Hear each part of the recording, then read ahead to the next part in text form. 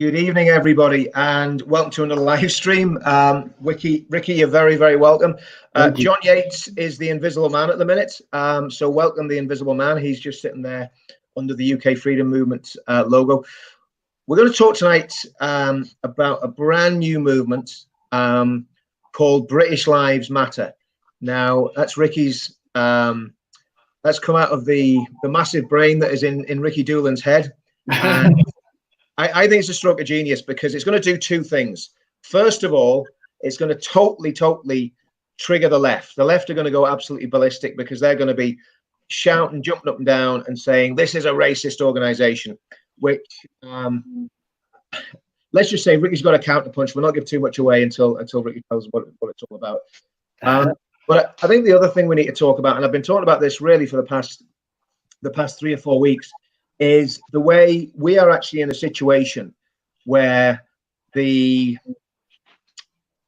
establishment, and I'm talking about everyone from the Premier League, the BBC, Sky News, the media, the police, the civil service, MPs from both political parties are actually doing the opposite of what they're claiming to do. They're claiming to stand against racism, but what they've been engaged in, all of them, totally unashamedly for the past 3 or 4 weeks, is race baiting. And it's going to have completely the opposite effect of what they claim that they want to have. Because my opinion, and I'll say this again, and I took loads of flack for it, but slogans like Black Lives Matter or White Lives Matter are totally divisive and totally racist.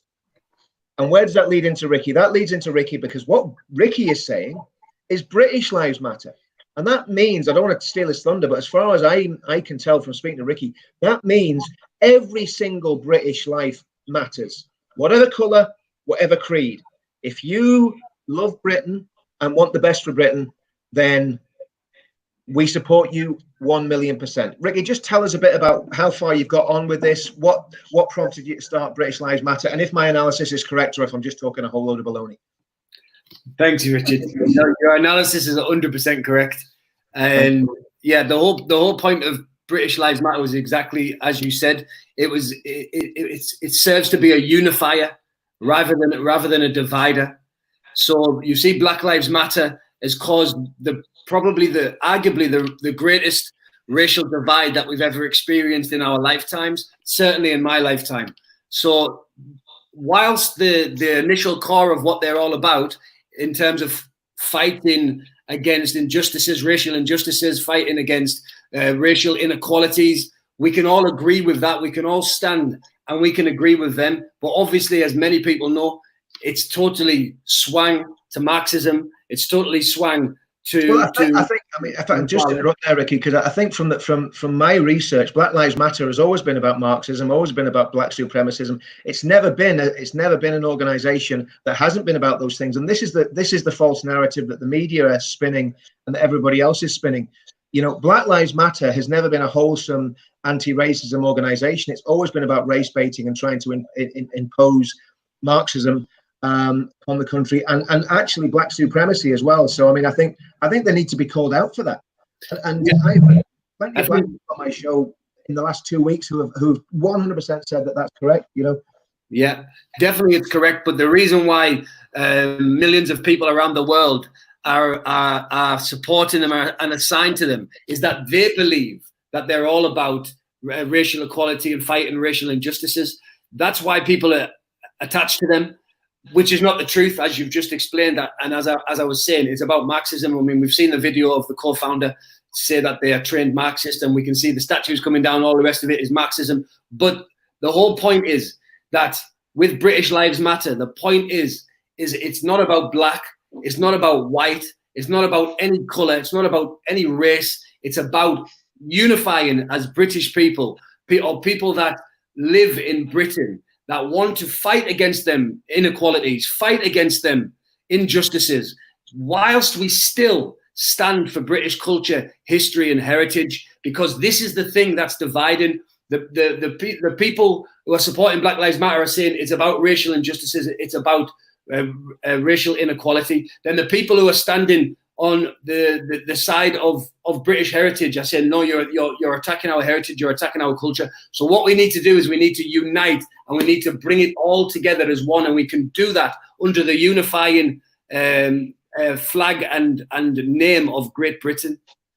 Exactly. And I mean, I think there's been, there's so much, I think this goes so deep. And one of the problems that we've got, I firmly believe in a political solution to the problems that the country faces, but that's only the first part of the battle, because what's happened since at least Tony Blair was in power, and possibly and quite probably since John Major, is cultural Marxists and just hardcore Marxists have got themselves in positions of authority in the police force, in the civil service, in every single university and college up and down the country. They have been poisoning young people's minds, not just black people's minds, young people of all ethnic backgrounds. They've been poisoning their minds with identity politics.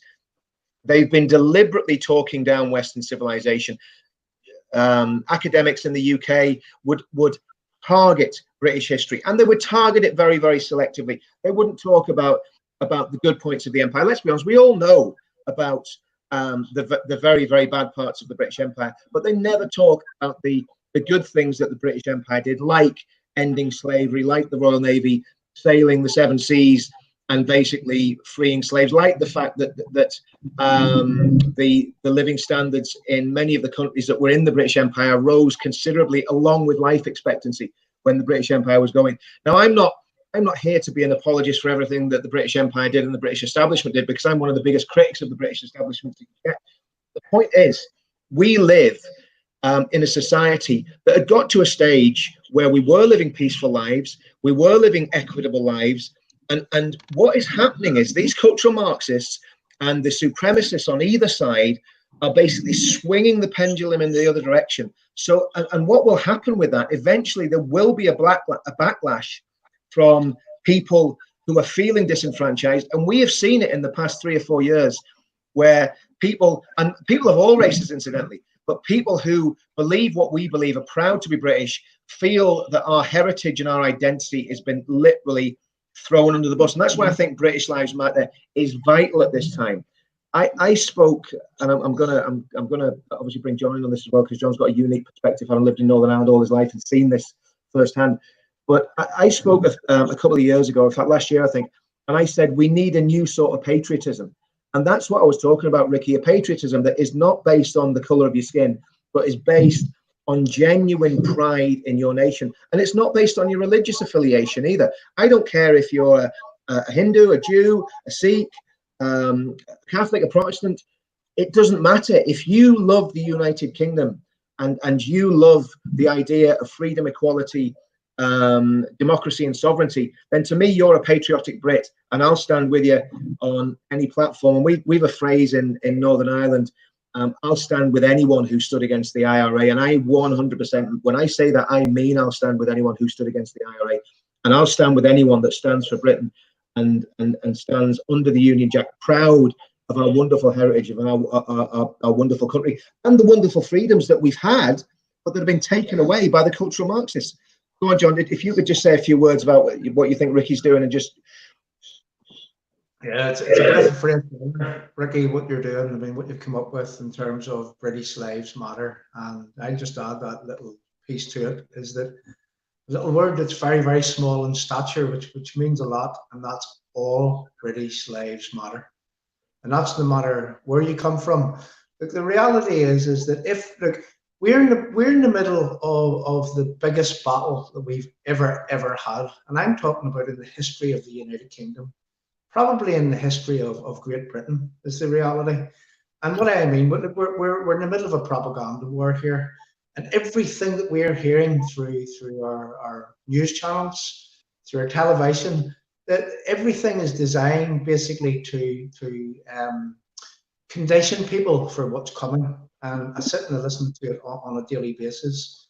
Now, what we've got to do is, whenever we're in the middle of this battle, we've got to identify what's beneficial and what's not beneficial. And we've seen how that when when people are wound up against each other, the strategists that would be winding up, well, what they would be expecting is they would be expecting a certain reaction. You've heard about creating a problem, expecting a particular reaction, and then coming in with a solution. So I would say that we don't give them what they want. And Rikki, what you have managed to put together is actually not what they want, because what they want is they want confrontation. Right. They want people to raise to the provocation, and they want ordinary British citizens to be trailed into a race war. And when this race war becomes, and when it enhances, what they will do is that they make draconian laws, and the draconian laws will be implemented against everyone. So we have to be very wise in how that we deal with this. You know, one of the things that I would say is that the battles that we fail to fight today are going to be the bills that our children have to pay in the future. And where I come from, our children are paying a lot of bills today because we failed our children to stand up against this cultural Marxism, because make no mistake, that's exactly what it is. And today, I mean, I heard it said from an Irishman last week that we have risen up a generation of snowflakes. And there are many people within the United Kingdom today that have come in from other countries, and they're fighting fit. And just imagine what they're going to have to be dealing with in the future. So what we have to do is that we have to use all of our energy in order to ensure that we diffuse exactly what the cultural Marxists want, because they want race war, they want division, they want people divided, they want people frightened, and they want draconian laws which removes every one of our freedoms. So we're in the greatest battle that we've ever been in, but we can work smart, not work hard, in order that we can defeat this. And believe me, look, Richard, you were on a platform with myself in October of last year when I was telling a group of angry loyalists that we won't defeat this. It's how we manage it will determine the outcome.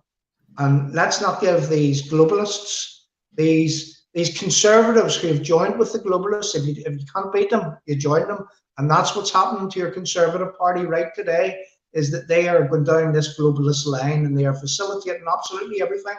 I mean, what sort of a nation are we whenever that we say that Black Lives Matter and a plane flies over a football field with White Lives Matter, and all of a sudden you're some kind of a racist because you're saying, hold on a minute, every life matters.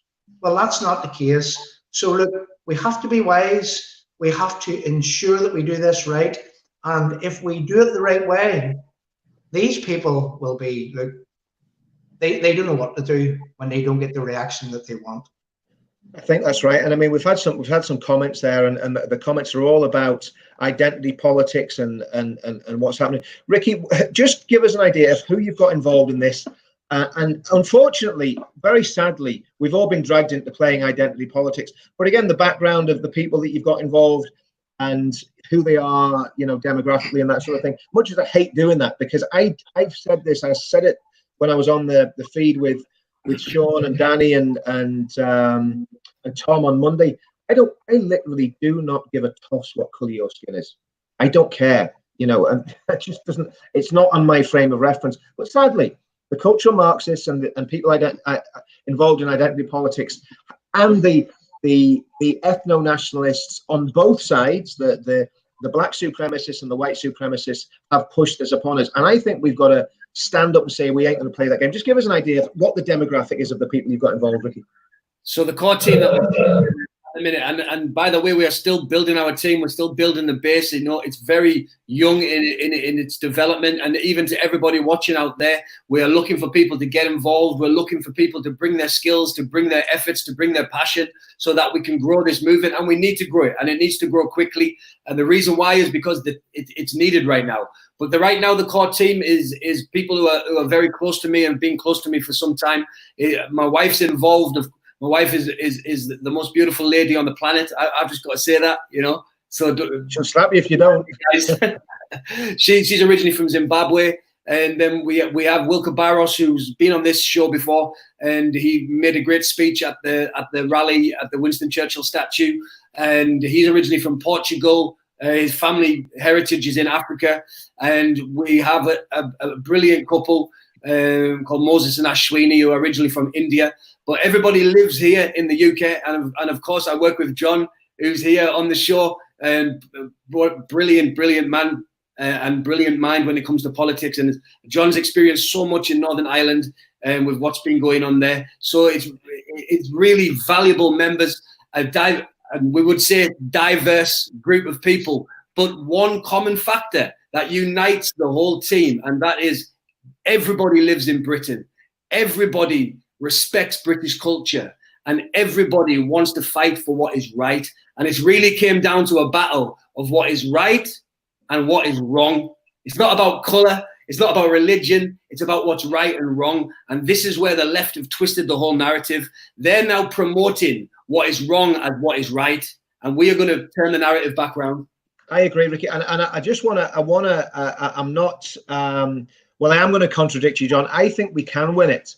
I'm ever the optimist. I think we can win it, but I think we're going to win it, and I think my point of view is we're going to win it in a way that people aren't expecting. Because people want violence. Look, we're never going to win. I think, and again, I don't want to sort of seem like I'm putting words in your mouth, but we're not going to win it through violence or aggression or you know, getting involved with knocking lumps out of each other and eventually going to guns and bombs, which we've seen in Northern Ireland.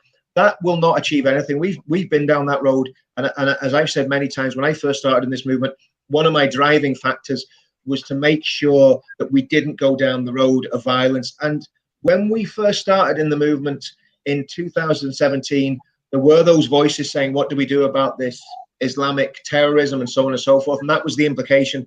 And my input was always, don't even think about it, because all you're going to do is fill the graveyards and the prison cells. That's all you're going to do.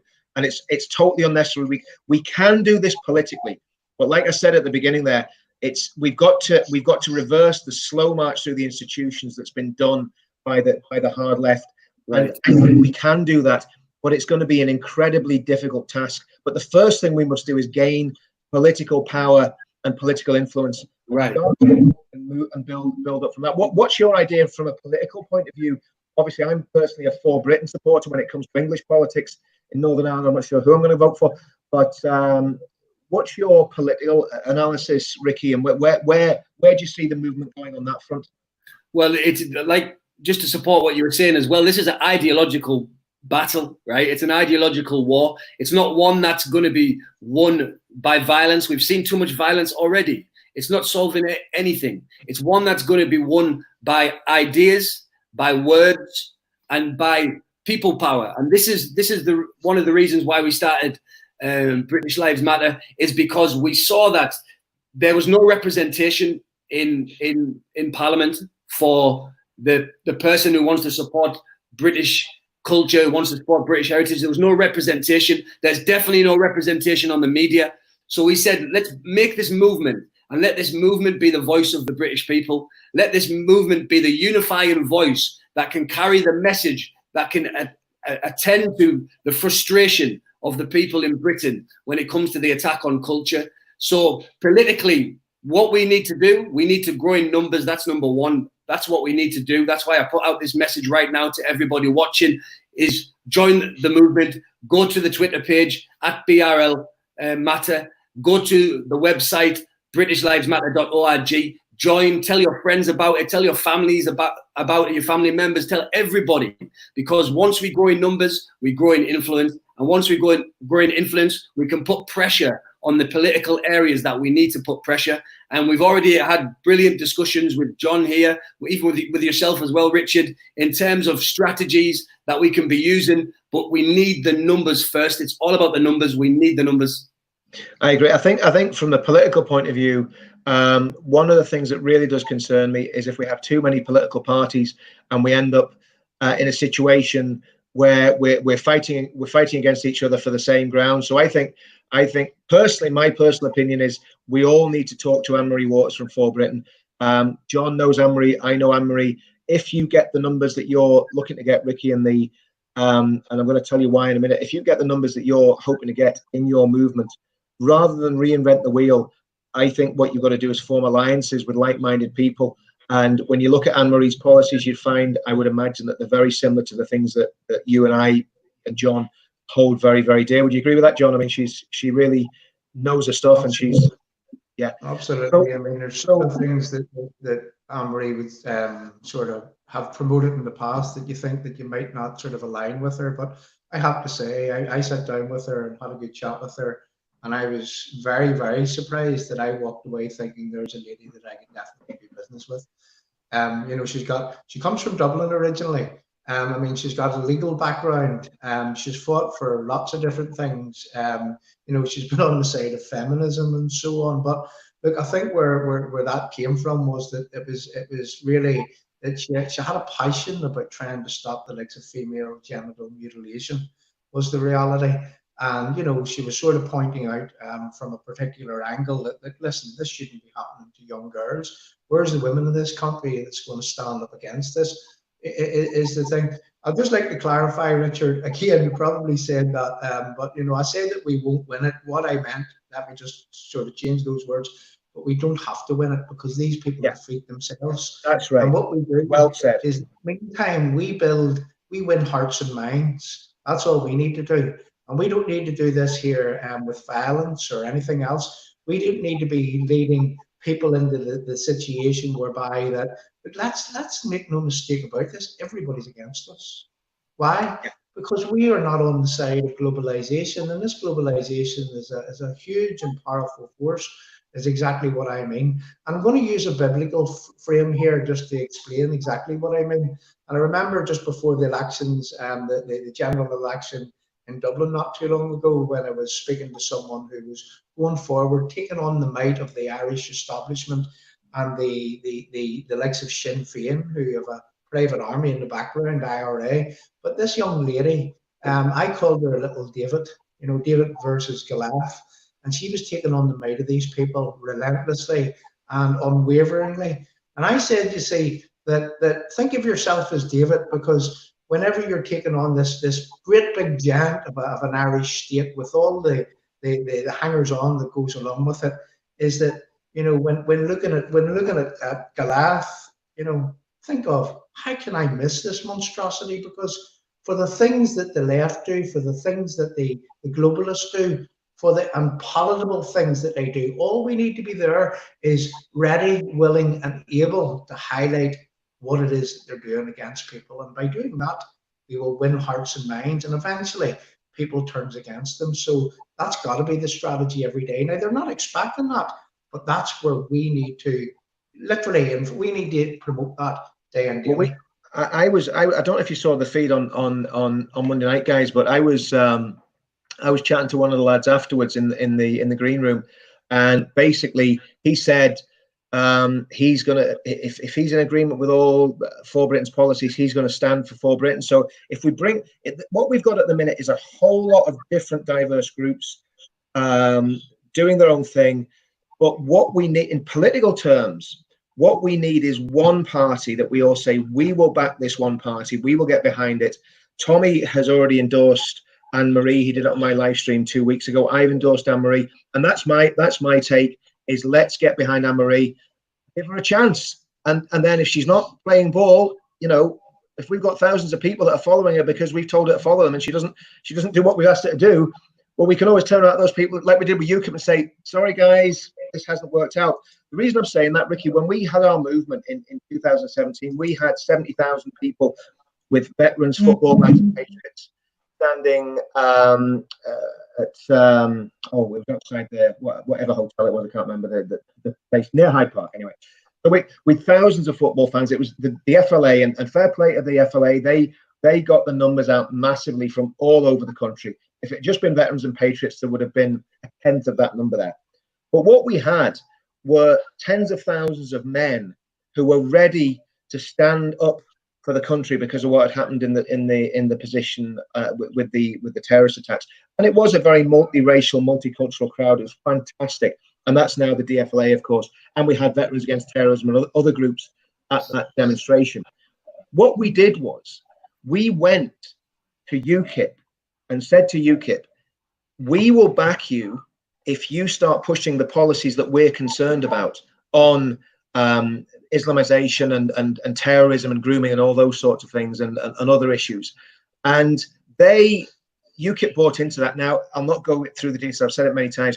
The establishment got in, I believe, and used people like Nigel Farage and others to completely destabilize the movement and the UKIP NEC, and it all fell apart. And there's no point in crying over spilt milk. But the point is, it is possible to marry a street movement to a political movement, but there's no point in having both. Because if you have both, it creates all sorts of it just dilutes what you're trying to do, because you'll be fighting each other for votes.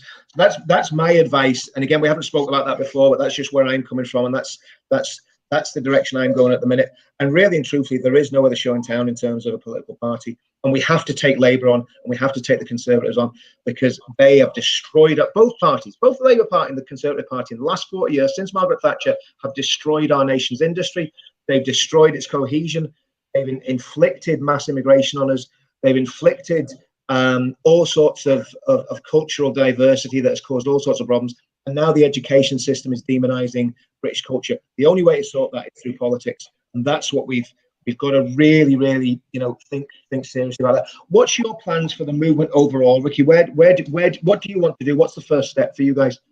The first step is exactly what we're doing now, which is what I mentioned just a few minutes ago, which is growing the numbers. So growing the base of people who are supporting the movement, who are agreeing with the same sentiment that the movement is all about standing for all British lives, standing for the heritage of the culture of Britain and respecting it and passionately standing behind it as the wonderful nation that it is. And that's what it is. It's one of the greatest nations, if not the greatest nation in the whole of the world, and certainly one of the most tolerant. It is not the nation that is promoted out there by the left. It's certainly not that. And I always say that if people want to call Britain a racist country or an intolerant country, then go to some of these other nations around the world.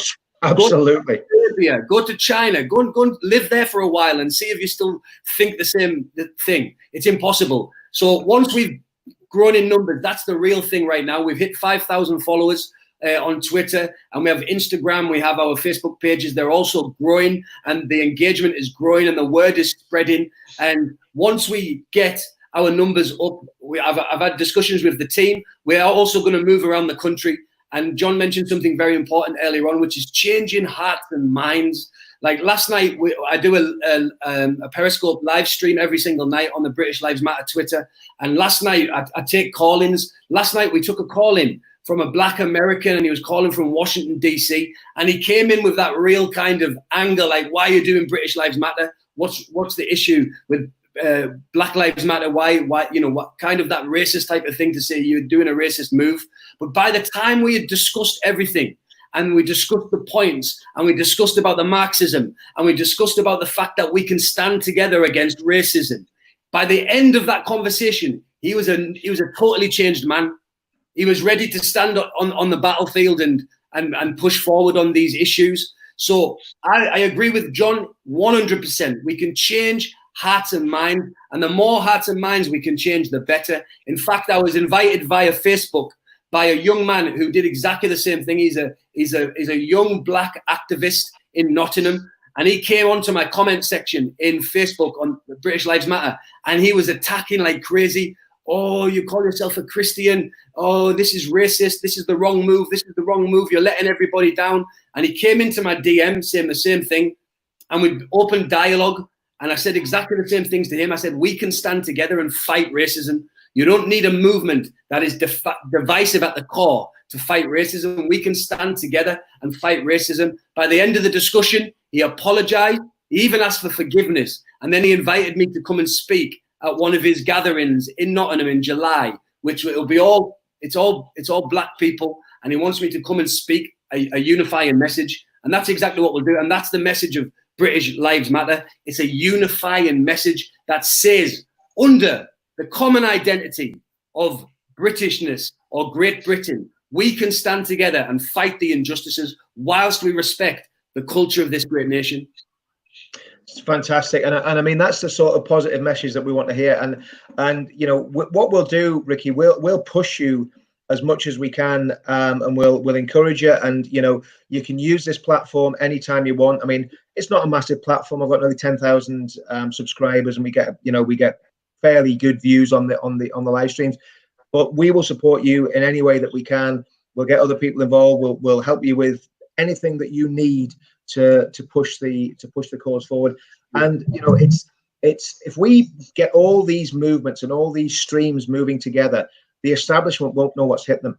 But I keep coming back to it. We absolutely must mobilize at election times and mobilize around one political party, whatever that political party is. That's something for to discuss at a later date. I know my opinion on it, but that's a massive thing, because if we're just doing demos and we're just talking to people without any political influence, the establishment just laugh at it. And that's why they got so terrified of what we did with UKIP, because if we'd have pulled that off, and we were very close to pulling it off, believe you me, we could have been ready to go at the last European election.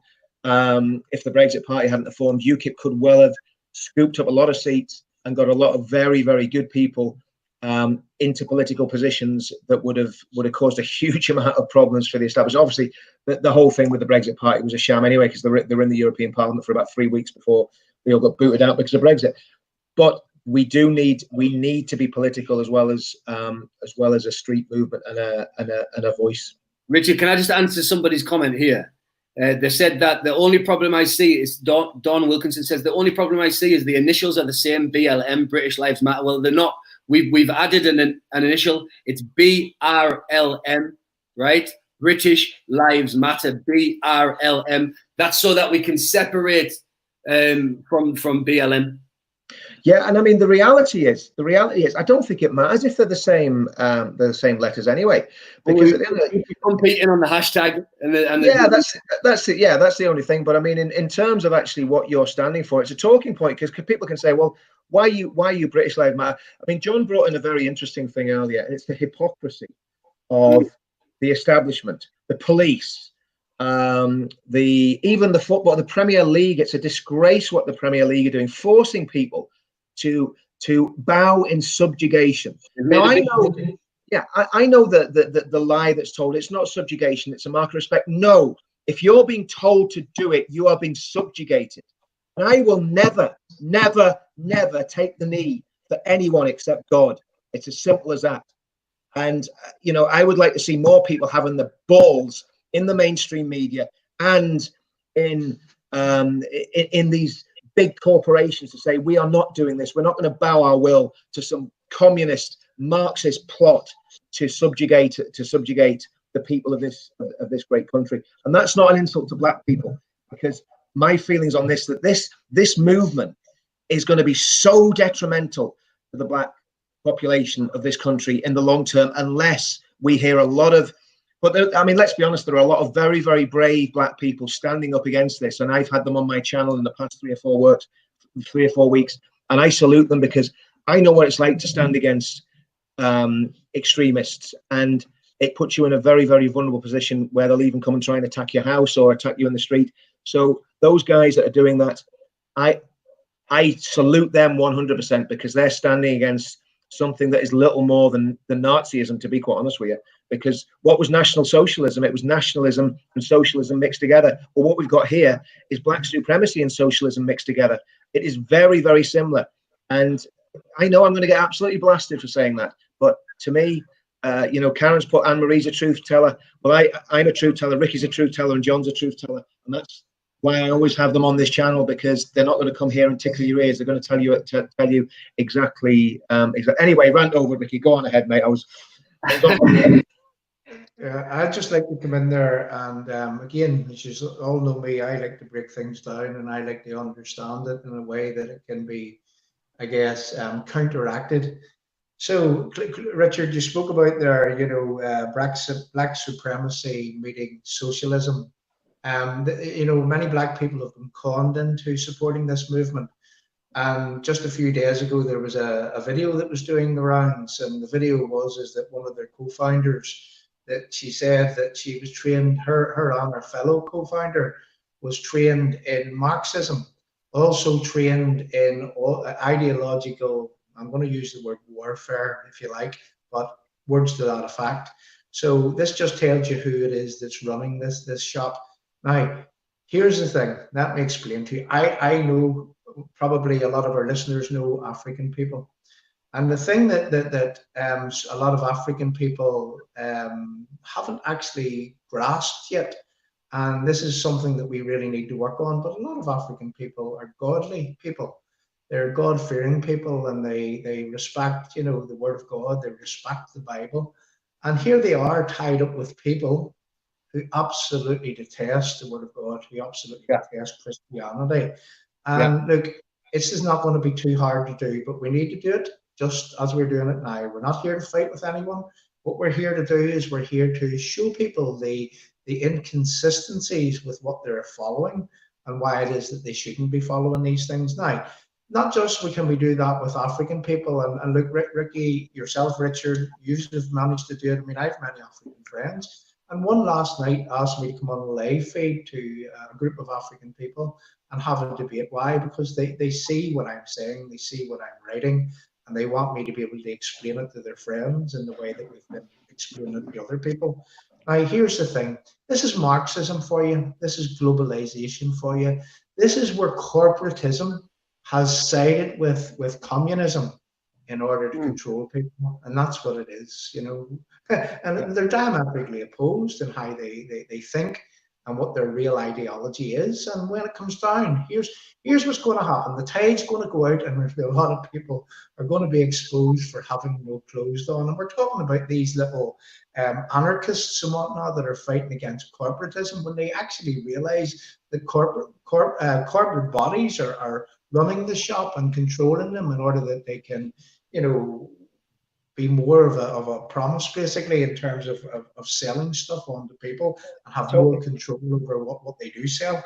And here's another area that we can look into, and I'm reading from an article. Now, this is going to really surprise people, and I don't know why any of you have heard of this yet, but I sit and I listen to various radio shows on the mainstream channels, and as I hear things, what I do is I actually take notes as I go.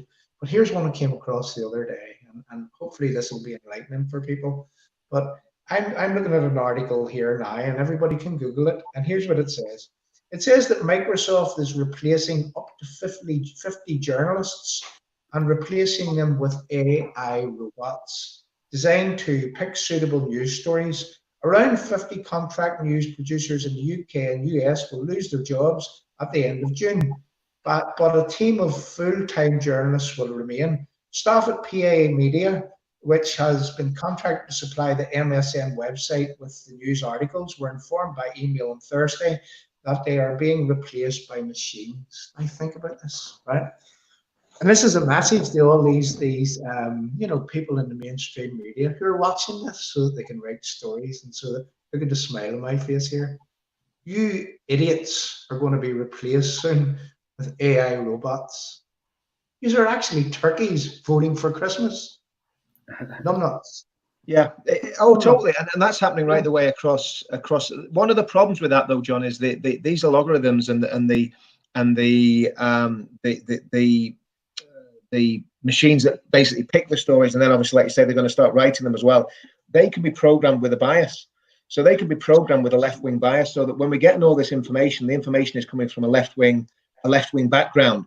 So we do, even with that, even if they design these bots, they're not going to be impartial because they're going to be designed with a left-wing bias. So I think what Rikki's doing is so important, because what he can do, if he can get this going and take it to the towns and cities of this country, and I don't know, get a bus with big massive Union Jack and British Lives Matter on the side of it, or Ivan or whatever it is, and go on a road, a tour, there's so much potential there. And tell me this, Rikki, from your point of view, your Christian background, how does that play into what you're doing?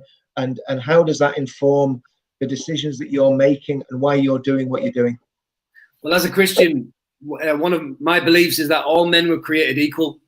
So that means that race cannot separate us when it comes to equality, so that we can stand together. And there's a very important thing is that when you look at Great Britain as a nation, the individual liberties are second to none. The freedoms are second to none. The democracy is second to none.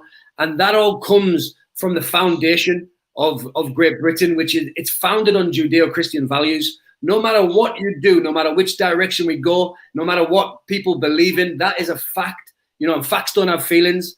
And that's one thing that the left has tried to do so much, is they try to go with just mere words, not with facts. So the value system of this nation is built on Judeo-Christian values, as is much of Europe, as is the United States of America. So we have to respect that fact. And I just think the Judeo-Christian values are something that has made this nation great. And it's something that is at the core of what we do. So as we move around the country, as we engage with people, as we spread our message of unity, definitely Judeo-Christian values are at the core of that. So my background with Christianity definitely, you know, it adds to that emphasis.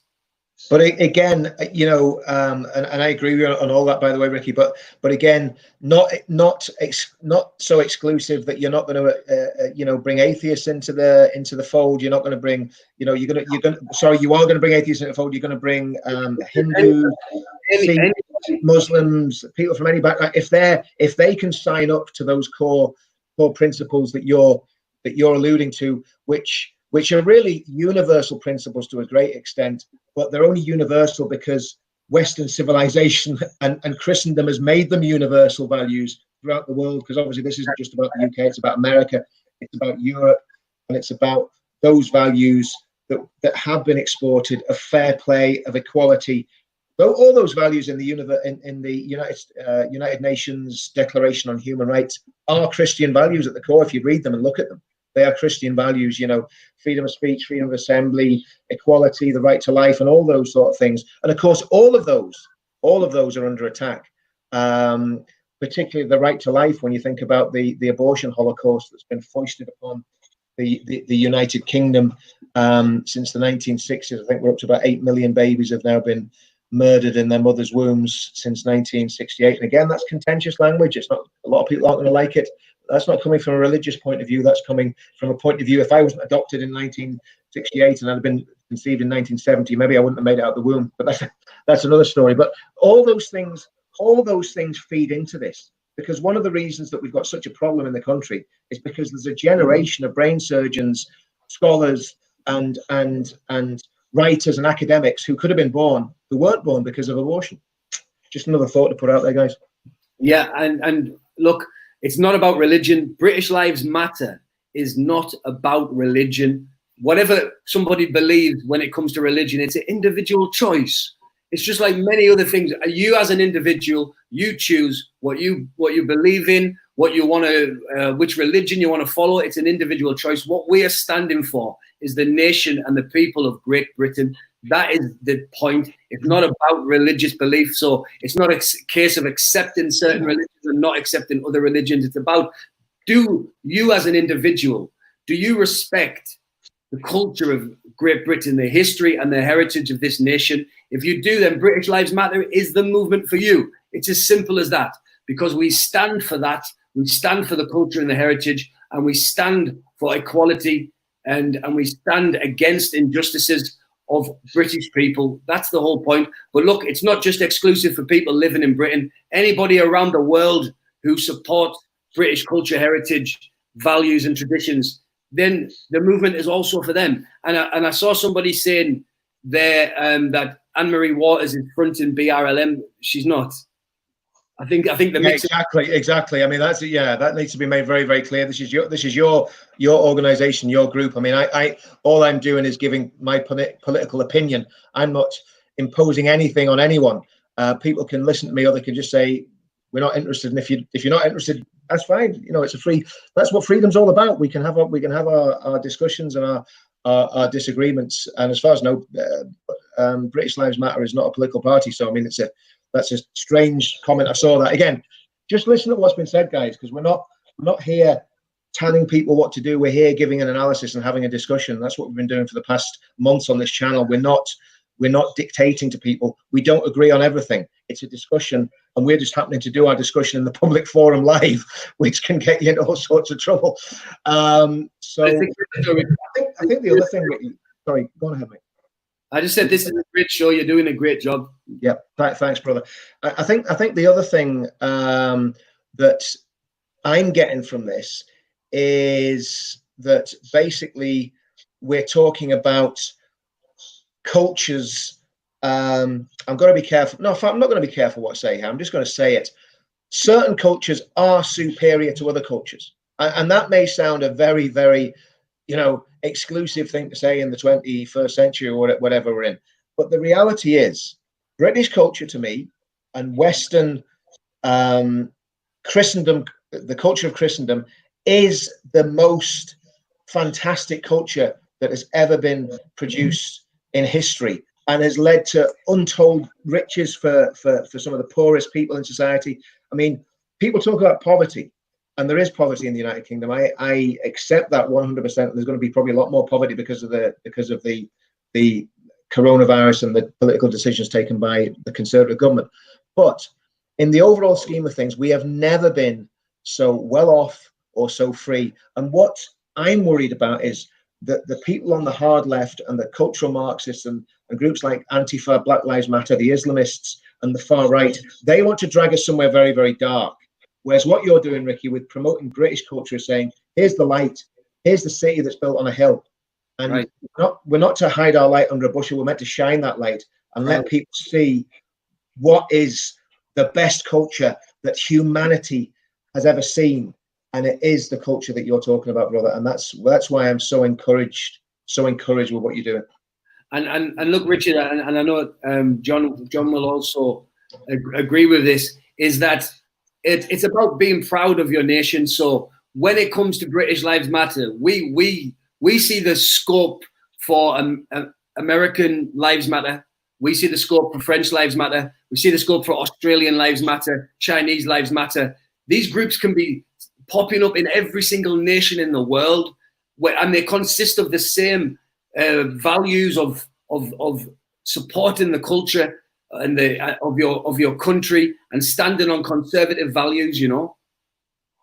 Yeah, exactly, and that's and I think whenever I've traveled to different African countries and I've looked at the culture that's succeeding there. Again, it is the Christian culture that's succeeding. It's people that have taken on these values of the Bible and Christianity. They are the ones that are prospering in those countries, and actually they're the ones that are most viciously attacked by people that aren't prospering as much and aren't doing as well. But that's just an anecdotal comment of things that I've actually seen. So what's the next step then, Rikki? Obviously you're gonna get the website going. Have you got a demonstration planned, or are you thinking about anything like that? So website BritishLivesMatter.org. It's there, BritishLivesMatter.org. So people can go there, and there's an option to join the movement. So you can click the button and you give your email address and your phone number. Then we can start emailing, keeping in touch, So that's already there. And as I said earlier, the main thing right now is to build up the numbers, is to build up the noise, and for people to know that British Lives Matter is there, and it's there as a representative of the British people. It's a vehicle and a voice for the British people. And look, this is something that's important to mention. And this triggered the left in a huge way. We launched the movement on Friday night, just like a soft launch with the social medias and the website, and we put it out. And by Saturday morning, the hashtag British Lives Matter was the #1 trending hashtag on Twitter in the whole of the UK. We were right there on the list when you push the search. What's going on Twitter? We were there. Hashtag British Lives Matter, #1 trending hashtag, and the left went into meltdown. Why? Because they don't want to see the rise of conservatism. They don't want to see the rise of people who are patriotic about their country. They don't want to see that because they know it's a direct opposition to their values and their ideology. So they went into a meltdown, and it was a beautiful thing to see. And but it proves one thing, and this is why I'm raising the point. It proves that the only way we are going to achieve what we need to achieve is in numbers. So we know about the silent majority. We know about the Brexit victory. We know in America about the Donald Trump victory. We know there's a silent majority who are not being represented in the media. They're not being represented in Parliament. It's time for that silent majority to rise up. This is the moment right now. It's time to rise up. And when I say rise up, I mean support British Lives Matter, support the UK Freedom Movement, support all of these the groups that are speaking the truth, and support it by sharing, by spreading the word, by becoming volunteers, by contributing, by doing everything possible to support, because strength is always in numbers. It's as simple as that. So right now we have one directive, and of course we're gonna do rallies, and of course we are going to do political campaigns in terms of campaigning for things. But right now it's about increasing in numbers. So it's so important that everybody watching this, we get right behind British Lives Matter, spread the word, text somebody right now. In fact, do a text to many on WhatsApp and let everybody know there's a new movement, British Lives Matter, and it's time to get behind it. Yeah, and what we'll do, we'll put the links in the description below. And again, if I could just ask people on this stream to just like and share this stream if you do like it. If you don't like it, obviously don't like and share it. I'm not going to ask you to do something you don't want to do.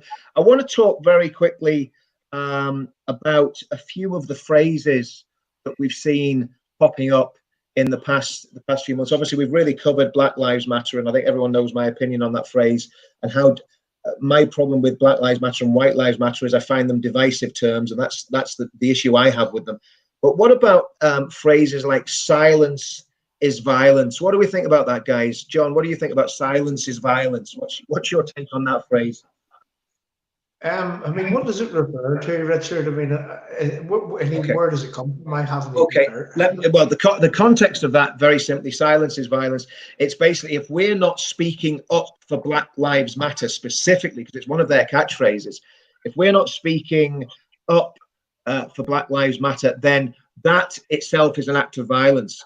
Now, yeah. So over to you, John. If you give your take. I mean, that's designed to, I guess, for the political parties and all of those people that have signed up to diversity and have to stand by diversity, is because that, I mean, our politicians, I mean, they're silent towards us. You know, they're silent towards, you know, white lives do matter, like that plane said the other day. That, you know, those people that were killed in Reading, you know, their lives matter also. But there's a huge media silence at the minute, at the end of the day, in terms of anybody that seemingly is white or anybody that subscribes to national identity. So these divisive terms are, I think, engineered to ensure that your politicians and anybody in places of position, that they actually they up front they say, yes, okay, Black lives do matter. I mean, look at the football teams as we speak. That every football team, I mean, they're putting on their backs Black Lives Matter. I mean, matter. Exactly, John. And as Rikki said, the UK is without doubt the least racist country on the planet. Yeah. Show me one that's not. Show me one that has got such a diverse community, such a mixed community. Right. That is, yeah, there isn't one, is there? I can't think of anyone. I mean, you know, I was talking to someone the other day, and I was reminding them about Idi Amin. You know, who was a black supremacist and expelled every single Asian, every single Indian that lived in Uganda in the late 60s and 1970s, was thrown out of Uganda. And guess where they came? They came to Britain, and they settled here, and they did fantastically well. They're some of the most prosperous Asian people that came to the country. Fantastic contribution to society. Fantastic patriots. And that's what Britain has done extremely well. Now, my worry is because of the influence of the left, that all of that is under threat. And, you know, we have these constantly, it's like a full circle. The left and the right meet at the middle of the circle. They really do. When I'm talking about the left and the right, I'm talking about the far left and the far right. They really do believe the same things. And you can throw the Islamists in that mix as well, because they believe the same too. And of course, the undergirding force that's doing all this is the globalist agenda, the push for literally for financial gain for some very corrupt people to have a global society where the corporations run everything, where there's a world government, where the individual nation state is completely crushed and destroyed. And that's what this is all about. And that's why people like Soros and these massive multinationals are throwing money at groups like Black Lives Matter. But on the silence is violence thing, again, it's a very sinister thing. Because if you think about this, if you're saying nothing in defense of, I mean, we're all screwed because we're speaking out against this vocally, so we're in big trouble. But if you're just being silent and you're not saying anything about this, then if silence is violence, you then become a legitimate target for anybody that wants to do violence against a certain demographic, against white people, or against Jews, or against gay people, or whatever they choose to do. And that's what we saw on Sunday night in Reading.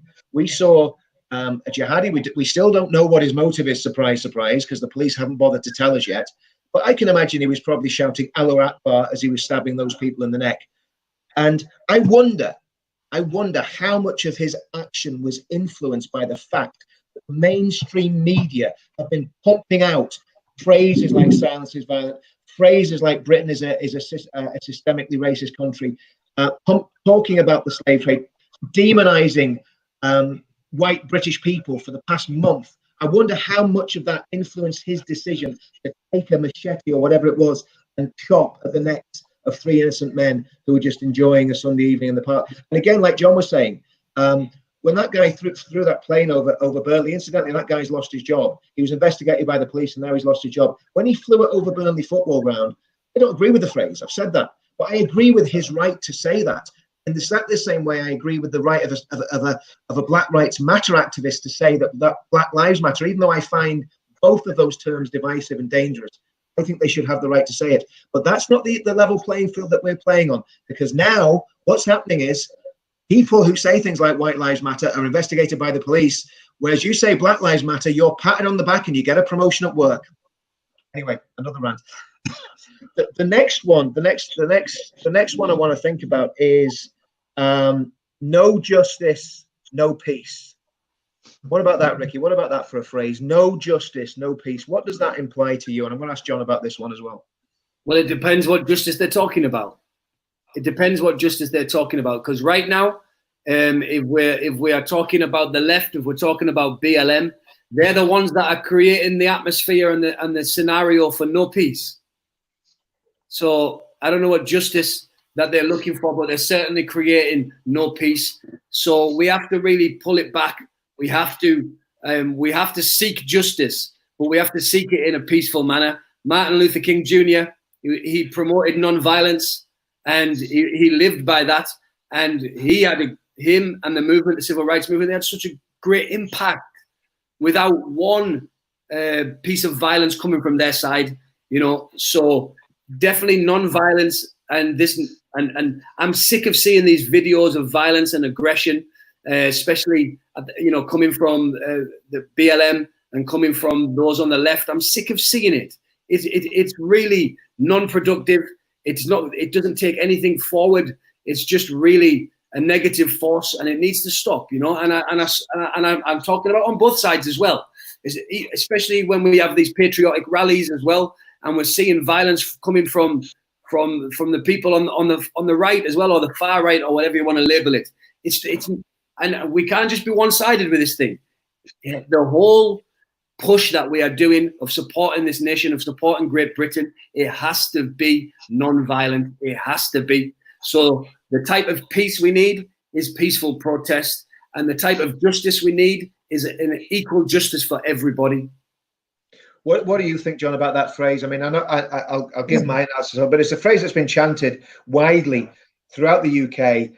I think it's no justice, no peace, racist police. That's what the chant is. What do you think that's gearing us up to, John, and program as well? It comes straight out of the Marxist handbook, so it does. No justice, no peace. Phrases like that. And how do you explain that? Is that people who love their country, people who are patriotically proud of their country, and we're speaking about, for all the rights and wrongs of Boris Johnson and his conglomerate, and even for our own politicians here in Northern Ireland, what's in their hearts is the preservation of their country, the preservation of the United Kingdom, and to ensure that the fabric of society remains intact, and we don't end up down the rabbit hole in a totally an anarchist setup. So whenever you're trying to defend things like that, if I were a Marxist strategist, what I would be doing is that I would be poking at that. And that very phrase basically has come straight out of a Marxist handbook, because we've seen it here in Northern Ireland with Sinn Féin. All they had to do was to continue to fire balls, curveballs, and to create violence, to create the perception of violence. And then we have people who don't want violence, that don't want people to be frightened. And what they do is they do everything to try to quieten it down and to try and quell it. So those very words are threatening words to people who, and let me tell you what conservative strategy is right now. I mean, we've had the privilege of talking to some leading politicians that has told us that the best way to deal with things is to try to make things work. And that's exactly what I just explained to you, is that what they want to do is they try to make the country work.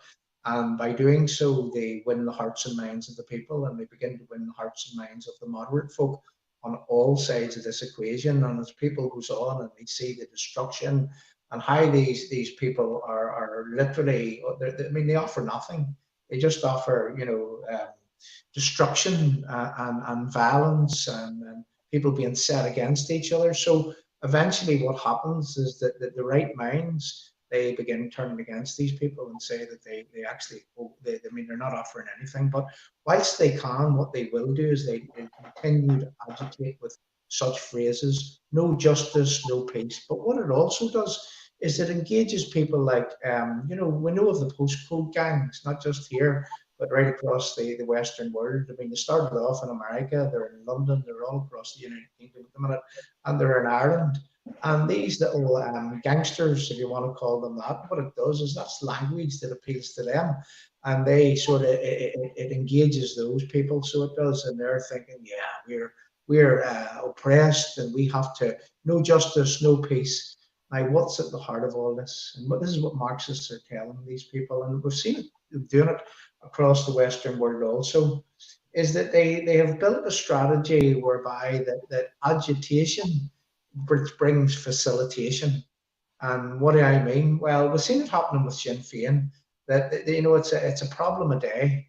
It's another warring front per day. Yeah. And the government continues to facilitate, which delivers a win-win scenario to their people. And you know what that does? That actually keeps their people radicalized and keeps them voting. And in the way that they say, our people are winning, they're doing a great job, we need to get behind them. Yeah, I think conservative folk are not radicalized in that way. That's absolutely, that's spot on, John. And I think for me, the no justice, no peace slogan, exactly what you said there, it's extremely dangerous. And I'll tell you why it's extremely dangerous. What they're basically saying when they say no justice, no peace, they're saying that if what they perceive to be justice isn't enacted, now they're not interested in the justice system because they reject the justice system because they want to disband the police and close all the prisons. But what they're saying is, unless the justice they want, if they'd have caught that policeman that I believe almost certainly murdered George Floyd. I mean, he certainly killed him, and it certainly looks very much like murder. But again, I'm a Democrat, and I'm not going to condemn the man until he's been to court and gone through due process. But it looked like murder. It was a horrendous thing. But if this mob had got hold of that man, I believe they would have lynched him on the spot. I believe that if they'd have been there, they would have done exactly what they're accusing him of. That's my personal opinion on it. However, the no justice, no peace mantra says this: unless what we perceive as justice is meted out, there will be no peace. In other words, the violence will continue. And John's right. We saw this with IRA Sinn Féin in the 1980s. They continued on the track of using political violence. Of course, they were exactly the same as these groups. They were a Marxist organization who was doing it under the guise of identity. And if you mix Marxism with identity, you get Nazism.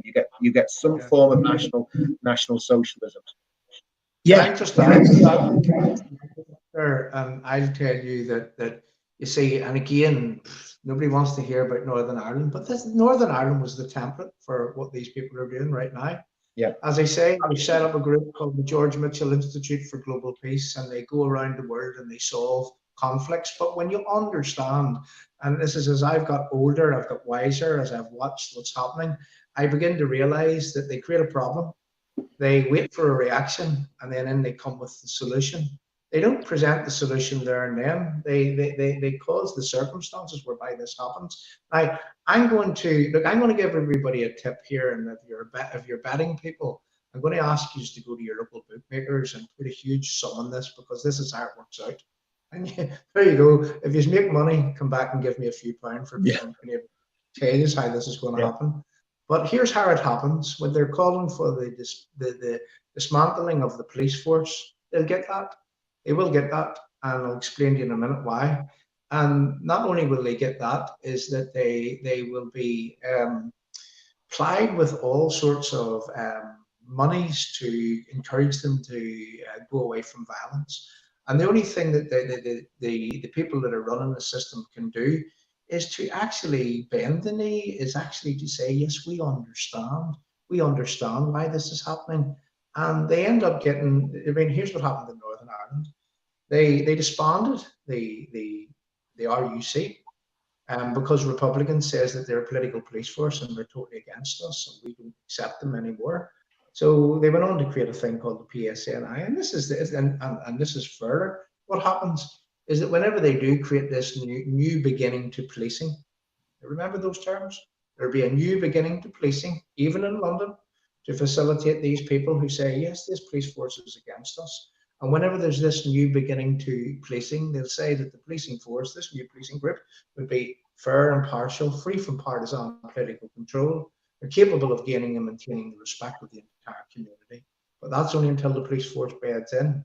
And then you see the swindle of these people, because what they then do is that they remove impartiality from the police force again down the line. So it's only John, that's already happened. It's already happened in London. London, the Met in London is basically infiltrated with common purpose people. So all these things are happening. So the battle is a huge battle, but I think what Rikki's doing is absolutely right, because if he can get the head of steam that he wants, and that standing behind this banner of British Lives Matter, that could be a major force. It's not the only track, it's not the only show on the road, but it could be a major force in turning things round.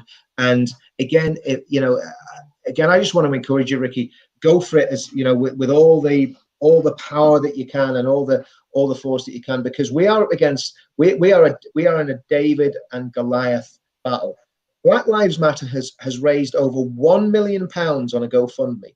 And when you look at the ideology on that GoFundMe, it is absolutely abhorrent. Disband the police, disband capitalism, disband the empire. We don't have an empire. It's already been done, mate. What are you talking about, disband the empire? It's craziness.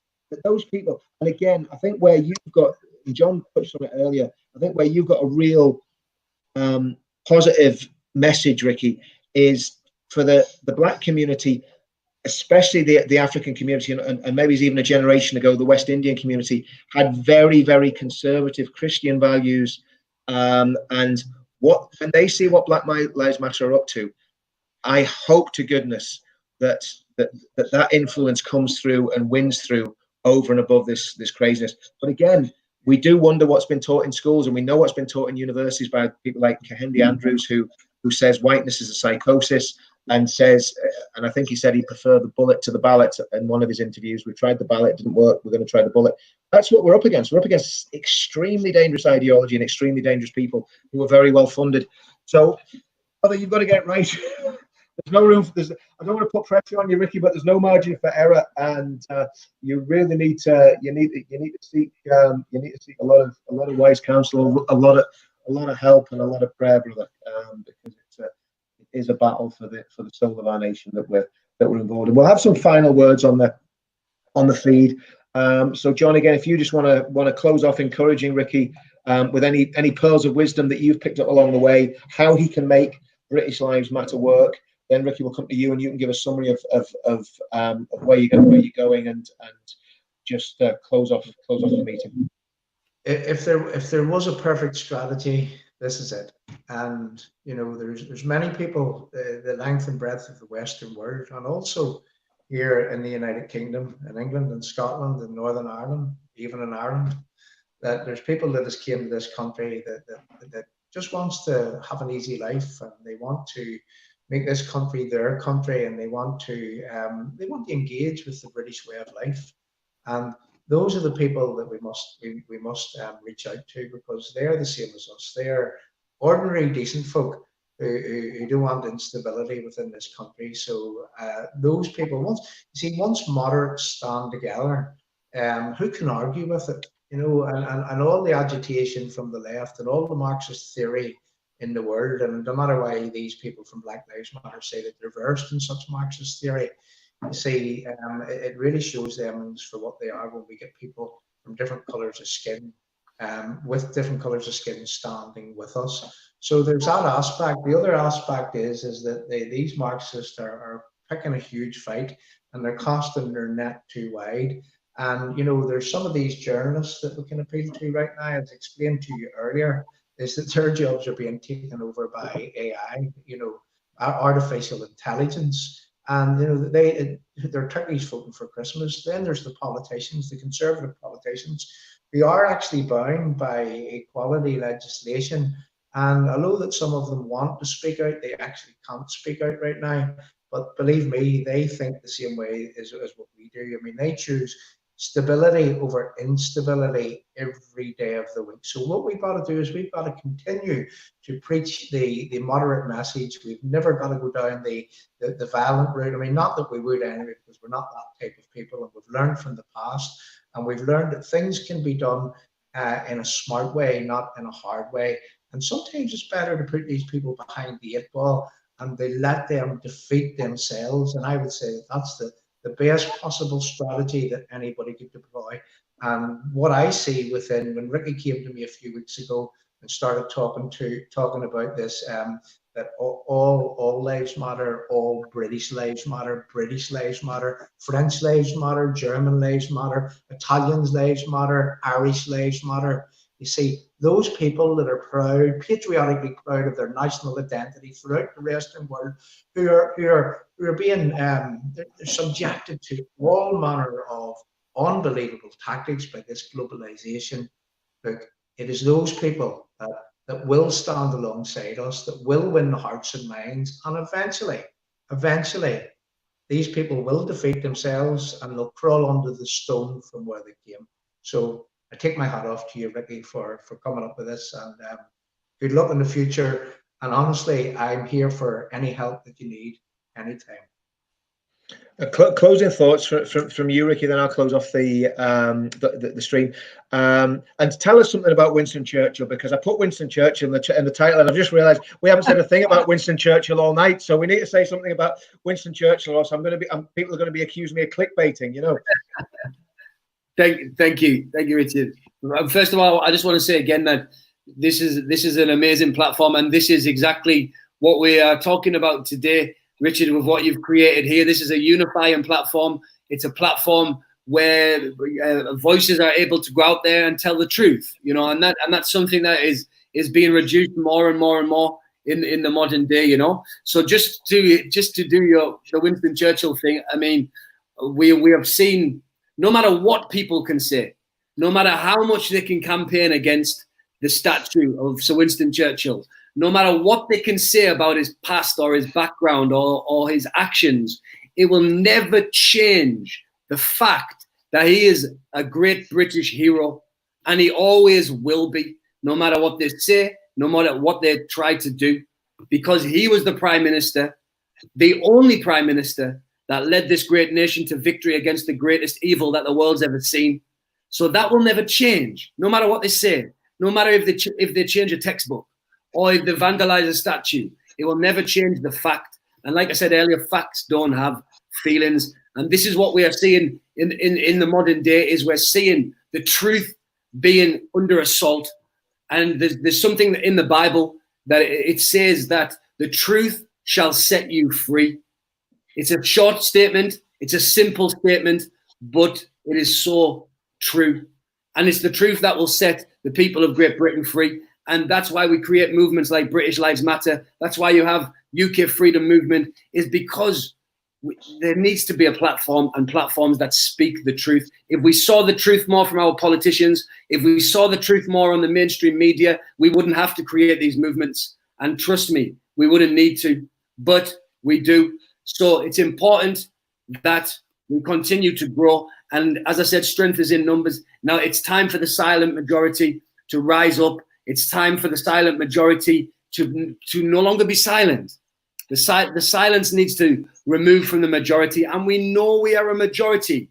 The left make it look like they're a majority because of the funding, because of the platforms that they've infiltrated as you mentioned earlier, the MSM, the universities. It's time to re-infiltrate them with conservative voices. So we need to see conservative voices in the universities, in the schools, and platforms like British Lives Matter and the UK Freedom Movement are the perfect platforms to inspire that.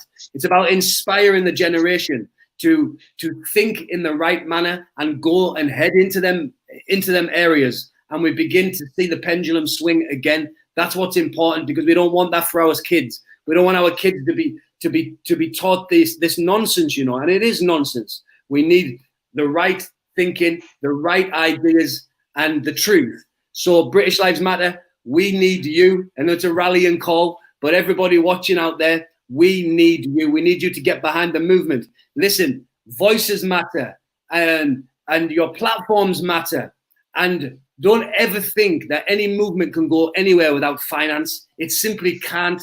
And it's not something we should ever be ashamed to speak about. It's not something we should ever be ashamed of saying, that every movement, if it wants to be successful, requires finance. Now, I know there are millions of people in this country that agree with our stance. There are millions of people in this country that are patriotic, that love Britain, that stand for British culture. It's time for them people to act, whether it be speaking, whether it be spreading the word, whether it be donating finances, whatever it is, it needs to happen. And that's the way we're going to grow. And Richard, thank you for your words of encouragement today and always. I really appreciate them, as I do with you, John.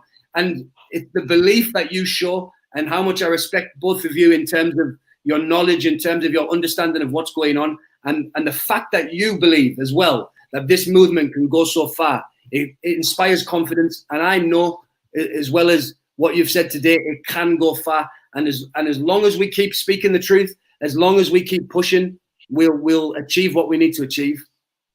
That's inspirational, Rikki, and you know, I really wish you so well with the endeavor, because you know, we've been doing this for a long time, and I believe you know, a lot of people don't think we have, but I believe we've made great progress on many fronts, and that's why the battle against us in terms of closing down our free speech and silencing us.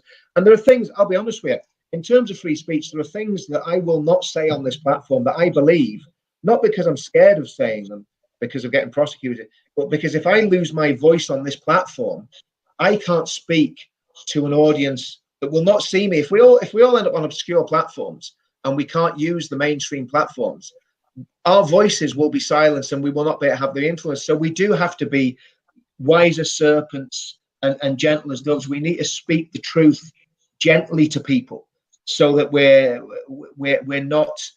I mean, the stuff I used to say 2 or 3 years ago, I'd probably get prison time for now, to be quite honest with you.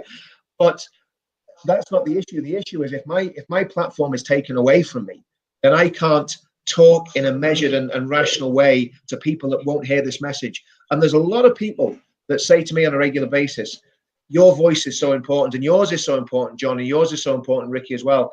And so we've got to preserve these platforms as long as we can. Sooner or later, I would imagine we will lose them, because that's the nature of it. So what I would say is, Rikki, the way you're doing it, I think, is spot on. You know, nobody can accuse you of being racist.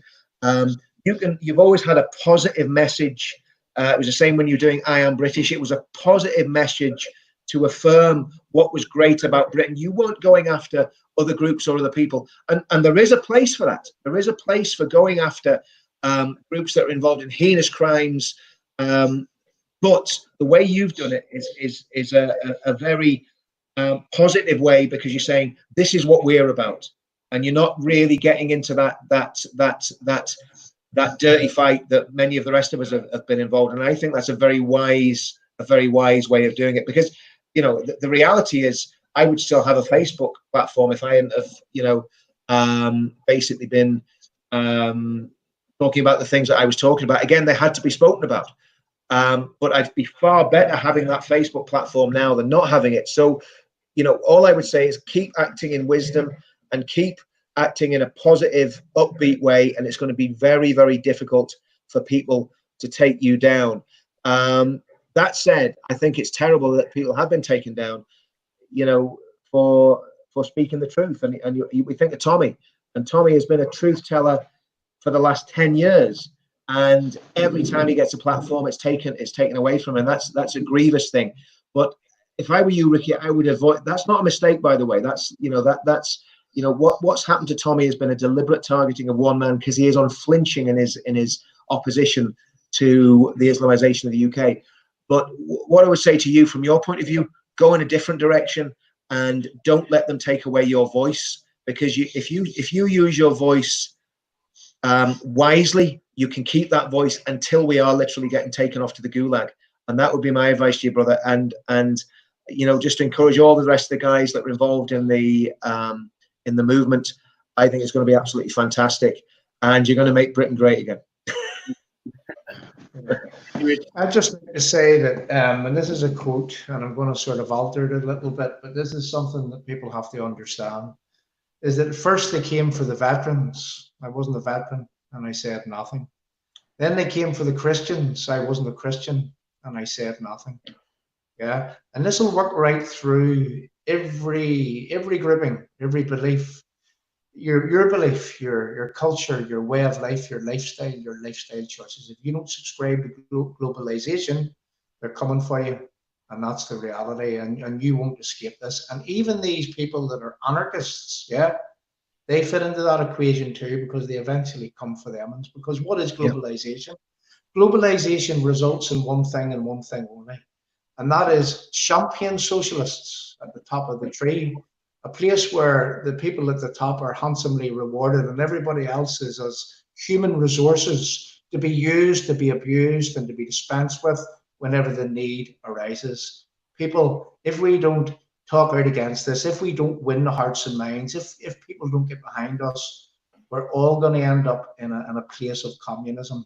And they say that you vote your way into communism, and you have to fight your way back out again. Yeah, so absolutely. There's a theory, Richard, and this is to the two Rickies. They call it not a bullet fired. Yeah, we've been looking at it for a very, very long time. We've got some very capable people that knows this theory, and I would say, let's do it that way. Yeah. Let's not fire a bullet. Let's not cast a stone. Let's do this by winning people's hearts and minds and turning people against the pending communism which is to come. Thank you. Yeah, I just want to close.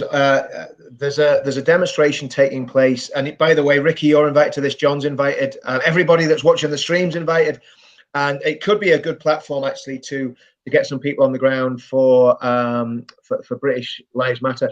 And the demonstration will be, as far as I know, it's going to be the beginning of August. I think the actual date is still to be confirmed, but it's going to be the beginning of August, and the demonstration is going to be about the grooming scandal and the fact that up to 1 million British and British girls have been raped purely and simply because of their identity and because of the color of their skin and their religious background. And it's going to be about the report that hasn't been released, that's been redacted by the Home Office, by Priti Patel, and it's also going to be about the case where 3 of the rapists, I think it was in Rotherham or Rochdale, I keep getting confused with that. 3 of the rapists who raped girls in Rotherham or Rochdale, they were released from prison. They were meant to be deported back to their home country because they didn't have British citizenship. They are still walking free in those towns, and one of the girls that was raped bumped into one of those children. Bumped into one of those rapists in the local supermarket, and obviously the trauma that she suffered from that is off the chart. Hearts of Oak and another women's group from the north of England will be organising it. But what we're trying to do as well with that, we want to widen that, and we're going to hopefully have speakers from the Nigerian community, because the very same crimes that are taking place in England are taking place in Nigeria and been perpetrated against the Christian groups in northern Nigeria and in central Nigeria, where they're actually a minority. And we want to bring that into this demonstration as well. And we've got speakers from that community that are going to come forward and speak. But Rikki, your group's invited to come to that. You're more than welcome. It's going to be a multiracial march. It's going to be, you know, I think we've got speakers from the Sikh community as well. So you are invited to that, brother, and bring your people with you, because these are the issues. You know, these are this is where it gets where you've got to get down in the weeds. These are the issues that are vitally important, and the grooming, the case of grooming, it's just probably the greatest and worst crime that has been perpetrated on Britain in the last 100 years. The scandal of it is off the chart, and again, nobody's talking about it in the mainstream, even after there's been so much publicity in the last 10 years, and it's still going on, and it's going on in every city up and down this country, and we need to get behind this cause. And again, the Hearts of Oak guys are great guys. I've been working with them as well. Another group you should reach out to, actually, Rikki, because the whole idea of Hearts of Oak is an umbrella organization for all the patriot groups throughout the country. Carl Benjamin's involved, Tommy's involved, loads of other activist groups. Wally Babatundi's involved. So you should actually reach out to Alan and Peter and have a chat with them, because they would be able to help you as well. So guys, listen, these feeds are always great because the guests are always fantastic. We always have good people who have a lot to say and who are intelligent and who have a message that is totally different to what we hear in the mainstream. And I did a video earlier on today, and I'll probably link it in this video later, about Dizzy Rascal making a complete fool out of Piers Morgan. I think the title is Dizzy Rascal makes Piers Morgan look like a moron. And if you get the chance, watch that video. And I don't know anything about Dizzy Rascal. I don't know what his politics are, and I don't really care. But you know, well done, Dizzy Rascal, for making Piers Morgan look like an absolute fool in the seal. It was wonderful to behold. Okay, guys, thanks for watching. We're going to get off stream. We'll be back again next Monday with some great guests, and we'll do it all again. And have a great week and stay safe. And we're going to win this. So I'll see you all soon. God bless. Bye-bye.